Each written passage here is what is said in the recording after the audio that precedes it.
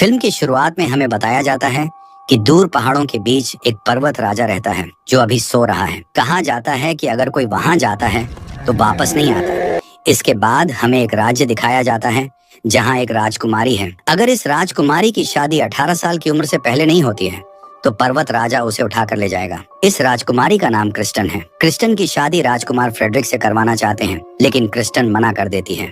उसके पिता उसे कहते हैं कि कल उसकी सालगिरह है और उसे शादी करनी होगी, लेकिन क्रिस्टन नहीं मानती और किले से निकलकर जंगल में आ जाती है। उधर जंगल में हमें एक लड़का दिखाई देता है जो एक गरीब परिवार का बेटा है और खाने की तलाश में आया है। वह क्रिस्टन के घोड़े को देखकर घबरा जाता है और पानी में गिर जाता है और यहाँ पर क्रिस्टीन उसकी मदद करती है। फिर वह क्रिस्टीन से पूछता है कि क्या वह खाना खाएगी, और इधर क्रिस्टीन इतनी ज्यादा भूखी होती है कि वह इसका सारा खाना खा जाती है और उधर वह उसे देखकर बहुत ज्यादा हैरान होता है और क्रिस्टीन खाना खाकर वहां से चली जाती है। इसके बाद एस्पिन उसे जाते हुए अपना नाम बताता है, लेकिन क्रिस्टीन सिर्फ थैंक यू कहकर वहां से चली जाती है और वह उसे अपना नाम नहीं बताती। उसके बाद एस्पिन वापस घर आता है। उसके पिता उससे खाने की चीजें मांगते हैं, लेकिन उसके पास सिर्फ एक सेब बचता है। उसके पिता उसे नाराज हो जाते हैं। इसके बाद वे एस्पिन के बाकी दोनों भाइयों को जंगल में खाना लाने के लिए भेजते हैं। फिर जब एस्पिन रात को घर में अकेला होता है तो उसे ऐसा महसूस होता है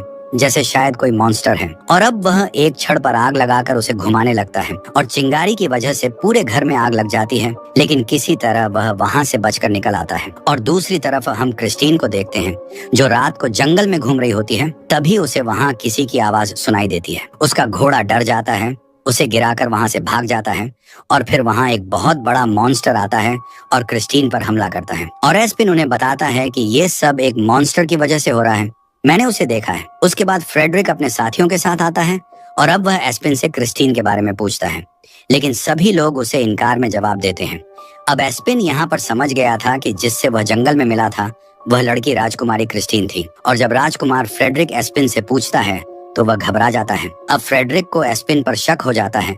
वह अपनी तलवार एस्पिन पर रख देता है और कहता है, मुझे तुरंत क्रिस्टीन के बारे में बताओ। तब एस्पिन के पिता फ्रेडरिक को बताते हैं कि एस्पिन को मॉन्स्टर दिखाई देते हैं। सिड्रिक और उसके साथी इस बात पर हंसने लगते हैं कि एस्पिन अभी भी पुरानी बातों पर यकीन करता है। अब एस्पिन सिड्रिक से सवाल करता है, तुम क्रिस्टीन के साथ क्या करोगे? तो सिड्रिक उसे बताता है, मैं क्रिस्टीन से शादी करूंगा और शादी के बाद उसकी सल्तनत को अपना बना लूंगा। फिर मैं उसे मार डालूंगा और जो भी उसे ढूंढने में मेरी मदद करेगा मैं उसे इनाम दूंगा।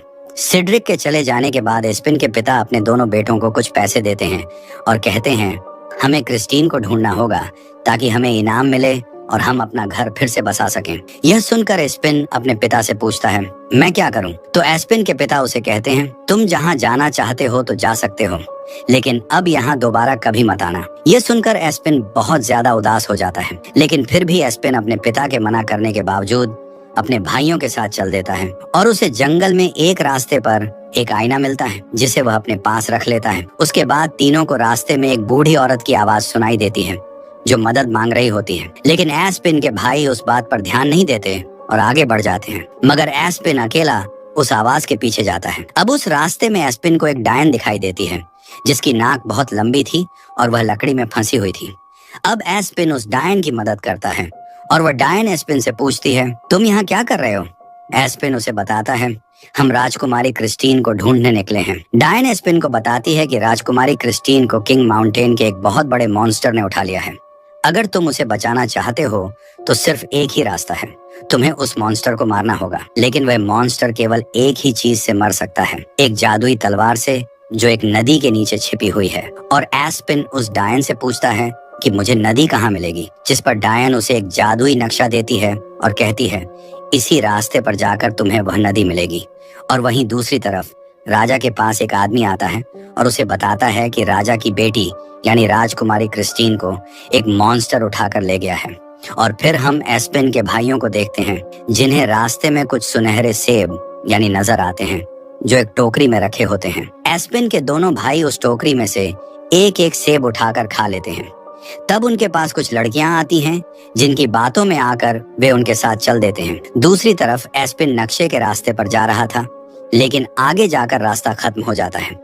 वहीं पर एस्पिन को भी एक गोल्डन सेब मिलता है और जब एस्पिन वह सेब खा लेता है तो तुरंत सामने एक गुफा खुल जाती है अब एस्पिन उस गुफा के अंदर चला जाता है, जहाँ वह देखता है कि उसके भाई भी वहाँ मौजूद हैं और वे उन लड़कियों के साथ खाना खा रहे हैं। अचानक एक लड़की उसे भी खाने पर बुलाती है, लेकिन एस्पिन को वहाँ खाने की जगह पर बहुत ज्यादा कीड़े नजर आ रहे थे। तभी वही लड़की एस्पिन को एक सुनहरा सेब देती है, लेकिन एस्पिन को कुछ भी ठीक नहीं लग रहा था, इसीलिए वह उस सेब को खाने का बहाना करता है। और जब एस्पिन ने वह सेब नहीं खाया और उसे नीचे गिरा दिया, तो इस इनकार की वजह से एस्पिन को सब कुछ समझ आना शुरू हो गया। वे लड़कियां असल में डायने थीं, जो उसके भाइयों को धोखा दे रही थीं। जब एस्पिन को यह सच्चाई पता चली, तो वह तुरंत दोनों भाइयों को बचाकर गुफा से बाहर ले आया। एक डायन उन पर हमला करती है, लेकिन वे बचकर गुफा से बाहर निकल जाते हैं। एस्पिन अपने भाइयों को रास्ते में बताता है कि जिस तरह यह डायन थी, वैसे ही एक बहुत बड़ा मॉन्स्टर भी है। ये कहानी नहीं, बल्कि एक सच्चाई है, क्योंकि वह मॉन्स्टर सिर्फ रात को निकलता है। अगर वह मॉन्स्टर दिन में निकलेगा तो वह पत्थर का बन जाएगा। दूसरी तरफ हम राजकुमारी क्रिस्टीन को देखते हैं, जो गुफा में कैद है। उस गुफा से बाहर निकलने का सिर्फ एक छोटा और काफी ऊंचा रास्ता है। अभी वही मॉन्स्टर गुफा के एक छेद से अपना हाथ निकालता है और क्रिस्टीन को खाने के लिए कुछ हड्डियां देता है। क्रिस्टीन हड्डियां खाने का बहाना करते हुए मॉन्स्टर से कहती हैं, ये बहुत स्वादिष्ट हैं। फिर एस्पिन और उसके भाई नक्शे को फॉलो करते हुए एक होटल की तरफ पहुंचते हैं, जहां फ्रेडरिक भी मौजूद था। वे सब होटल में प्रवेश करते हैं और एस्पिन जादुई नक्शे से तलवार का रास्ता पूछता है। उसी समय एस्पिन को फ्रेडरिक का एक साथी देख लेता है। फ्रेडरिक एस्पिन से वह नक्शा मांगता है और उसके बदले कुछ पैसे भी देता है, लेकिन एस्पिन के भाई उसे कहते हैं, तुम उसे वह नक्शा दे दो, ये हमारा हक है। मगर एस्पिन फ्रेडरिक को नक्शा देने से इनकार कर देता है। इस पर फ्रेडरिक बहुत गुस्सा हो जाता है और एस्पिन टेबल पर पड़ा खाना फ्रेडरिक के मुंह पर मार देता है। तब दोनों के बीच एक भयंकर लड़ाई शुरू हो जाती है। लड़ाई के दौरान फ्रेडरिक का पैर गलती से एक आदमी के खाने पर पड़ जाता है। वह आदमी गुस्से में आकर तुरंत फ्रेडरिक को दूर कहीं फेंक देता है और इस मौके का फायदा उठाकर एस्पिन और उसके भाई उस होटल से भाग निकलते हैं। लेकिन फ्रेडरिक और उसके साथी एस्पिन और उसके भाइयों का पीछा करते हुए उनके पीछे आ जाते हैं और एस्पिन और उसके भाई एक खाई के किनारे पहुंच जाते हैं, जहां आगे जाने का कोई रास्ता नहीं था। मजबूर होकर वे तीनों खाई में कूद जाते हैं। कुछ देर बाद एस्पिन का एक भाई उससे लड़ने लगता है और कहता है, ये सब तुम्हारी वजह से हो रहा है। अब फ्रेडरिक हमारा दुश्मन बन चुका है।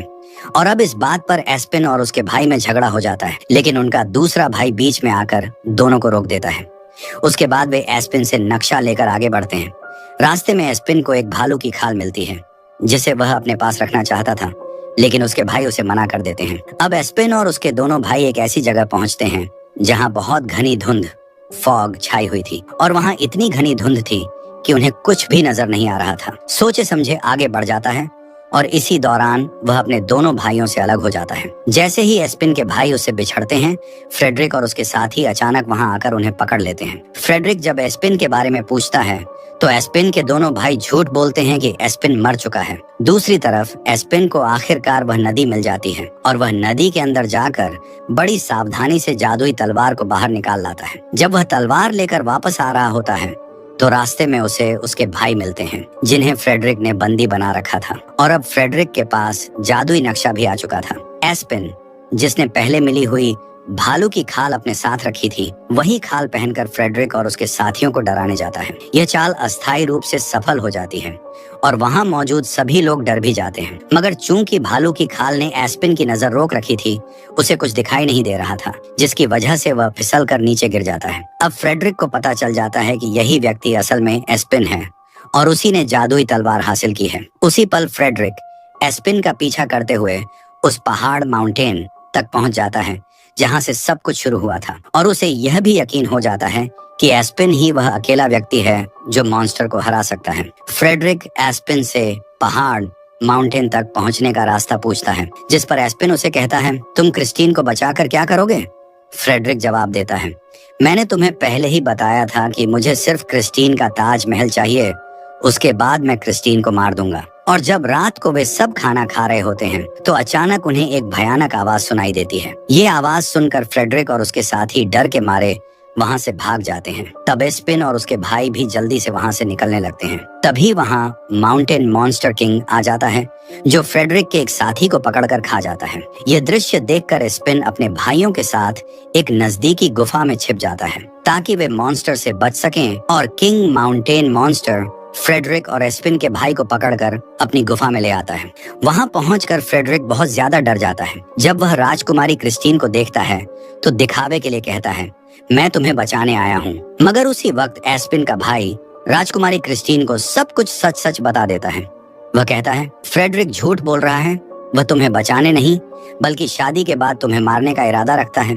और वह एस्पिन का भाई क्रिस्टीन से कहता है, फ्रेडरिक सिर्फ तुम्हारे ताज को चाहता है, वह तुमसे कभी प्यार नहीं करता। यह सब कुछ जानने के बाद क्रिस्टीन गुस्से में आकर फ्रेडरिक के सिर पर एक बड़ी हड्डी मारती है, जिससे वह बेहोश हो जाता है। फिर क्रिस्टीन उस युवक से पूछती है, तुम कौन हो? जिस पर वह जवाब देता है, मैं एस्पिन का भाई हूँ। यह सुनकर क्रिस्टीन बहुत खुश हो जाती है और उम्मीद से पूछती है, क्या एस्पिन वाकई हमें बचाने आएगा? एस्पिन का भाई उसे तसल्ली देते हुए कहता है, तुम बेफिक्र हो जाओ, एस्पिन जरूर आएगा और हमें यहाँ से बचा लेगा। दूसरी ओर हम एस्पिन और उसके भाई को देखते हैं, जो एक कांच की बोतल में जुगनुओं को बंद करते हैं ताकि उन्हें रोशनी के तौर पर इस्तेमाल कर सके। चलते चलते वे तीनों किंग मॉन्स्टर की गुफा तक पहुंच जाते हैं। ये गुफा बहुत बड़ी और जटिल थी, जिसमें कई रास्ते थे। अब वे तीनों एक रास्ता चुनकर उस पर चल पड़ते हैं, इस उम्मीद के साथ कि वे जल्द ही क्रिस्टीन को खोज लेंगे।